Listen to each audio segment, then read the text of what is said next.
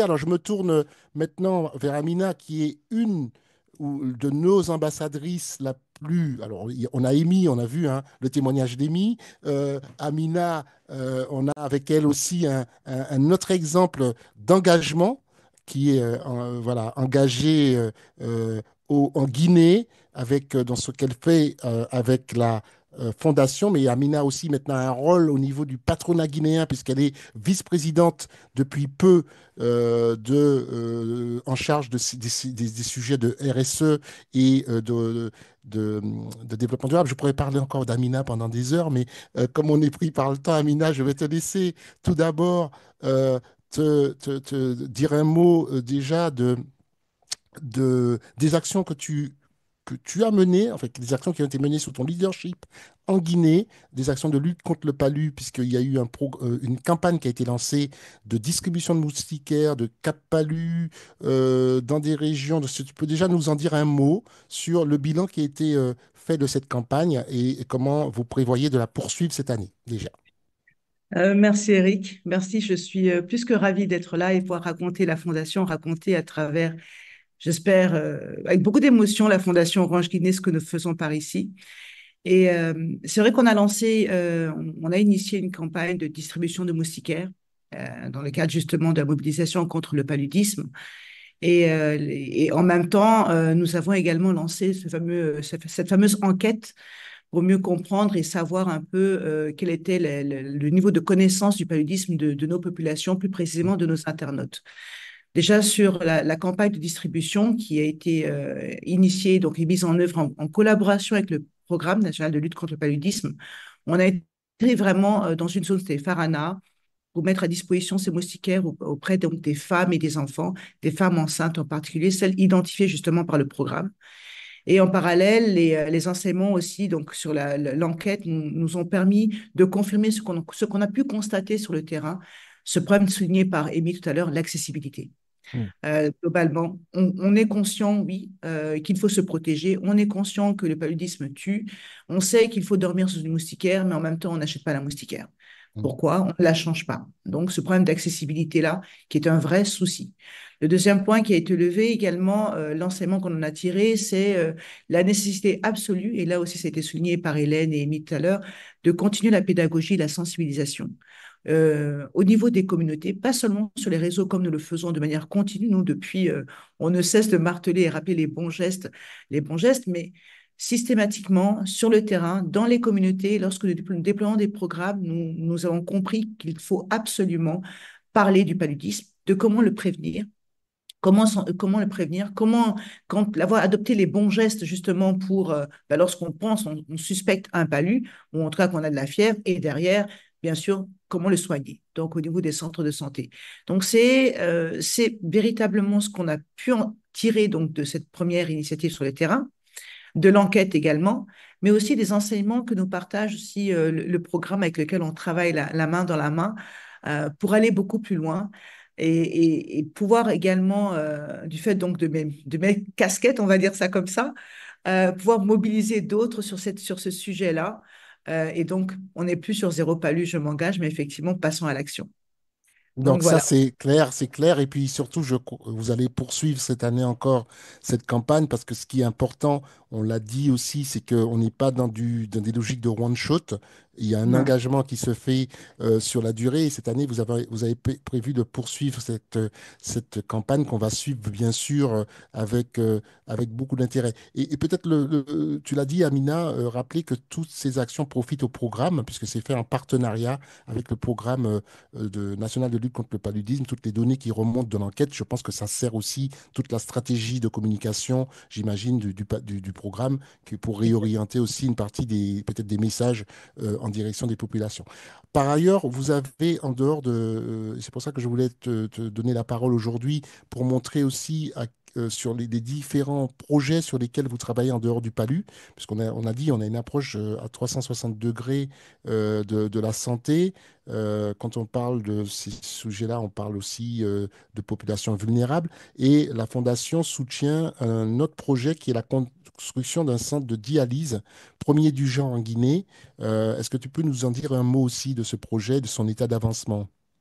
Alors oui, le centre d'hémodialyse a été construit justement suite à la première caravane qui a été lancée, mais on en parlera tout à l'heure. Un centre d'hémodialyse qui se veut répondre à ce souci d'accès, toujours le même souci que nous rencontrons, l'accès aux soins en Guinée, particulièrement des patients ou des personnes qui souffrent de maladies rénales chroniques ou d'insuffisance rénale. Et malheureusement, la réalité était que en Guinée, à Conakry précisément, il n'y a qu'un seul centre public. Il y en a d'autres qui sont privés. Il a été fortement sollicité, comme vous devez vous en douter.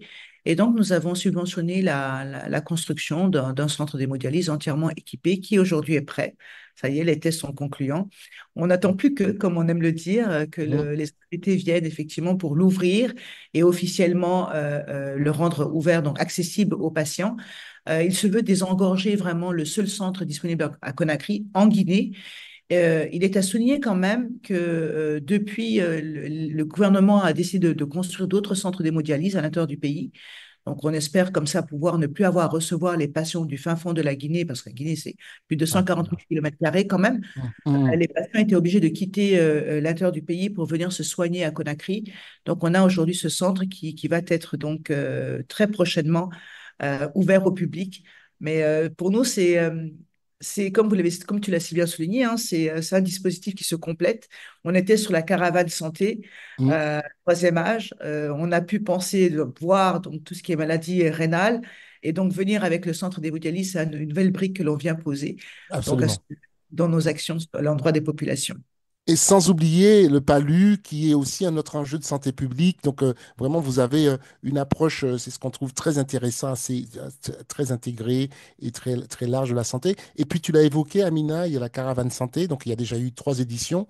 Je disais, donc, cette caravane qui adresse plutôt les sujets, les problématiques de diabète, d'hypertension artérielle, de maladies cardiovasculaires. Là aussi, 3 éditions, bientôt l'atelier de restitution, peut-être sans dévoiler les grands résultats qui vont être restitués bientôt, là, dans quelques jours, le 7 mai à Conakry. Où je serai d'ailleurs, j'ai le plaisir de, Voilà. je viendrai. Est-ce que tu peux justement nous dire ce qu'il faut retenir de cette initiative et de ces perspectives? En fait, ce qu'on retient de tout ce que l'on met en œuvre, nous, sur le terrain, ici en Guinée, à travers la Fondation, c'est la nécessité aujourd'hui de partenariat, de mobilisation conjointe. La caravane santé était pour moi un des programmes dont je suis extrêmement fière, et c'est celui d'ailleurs que je présente lorsque je vais faire mes plaidoyers au niveau du secteur privé Mm, pour les encourager justement à passer à l'action. Parce qu'il traduit clairement qu'ensemble, nous pouvons effectivement adresser certaines problématiques, des priorités donc dites nationales.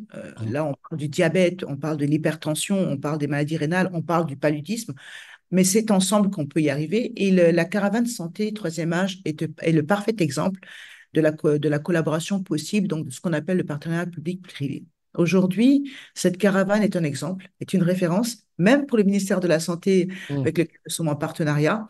D'autres programmes ont envie s'y intéressent fortement et ont envie qu'on se mobilise à leur côté sur le sujet.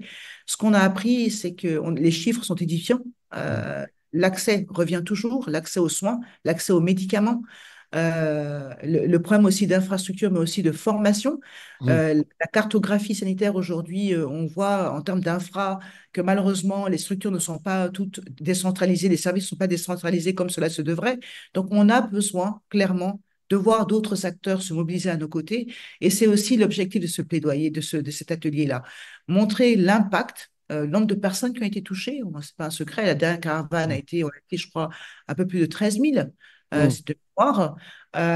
Donc, sans parler des deux autres éditions, on a pris mm, en charge des patients, on a pu découvrir d'autres pathologies et une tendance qui est plutôt alarmante en termes sanitaires pour les populations. Mais tout ça nous enseigne essentiellement, nous encourage plutôt à aller de l'avant et à solliciter d'autres bailleurs à nos côtés pour voir comment ensemble nous pouvons adresser certaines problématiques, que ce soit commencer par le paludisme, qui quand même, je dois le souligner, hein, fait l'objet, au-delà donc des campagnes de distribution, de la communication continue, sur chacun de nos programmes à l'intérieur des villages que l'on construit et autres, nous invitons nos partenaires à tenir régulièrement des ateliers de sensibilisation. Donc, c'est vraiment ensemble qu'on peut y arriver. Et essentiellement le message que j'ai ou l'enseignement que je tire de ces initiatives qui sont portées par la Fondation Orange en Guinée. Et puis on retient, Amina, ce qui est important aussi, c'est toute la partie data, tu vois, cet effort qu'il y a en permanence à collecter les données pour mesurer l'impact. Souvent, on nous pose la question, mais qu'est-ce que fait le secteur privé? Que font les entreprises? Que font les fondations dans les pays? Et dans chacun des exemples que tu as montrés aujourd'hui, tu as à chaque fois évoqué, tu vois, cette notion de ce souci qu'il y a d'avoir de la donnée, de mesurer en tout cas l'impact de ce qui est fait. Donc, je pense que ce webcast va aussi illustrer, et ton témoignage, ce qui peut être fait en termes d'engagement du secteur privé et des entreprises. On reste avec nous, Amina. On va terminer bientôt ce webcast parce qu'il est bien. Voilà, ça va être bientôt l'heure de conclure.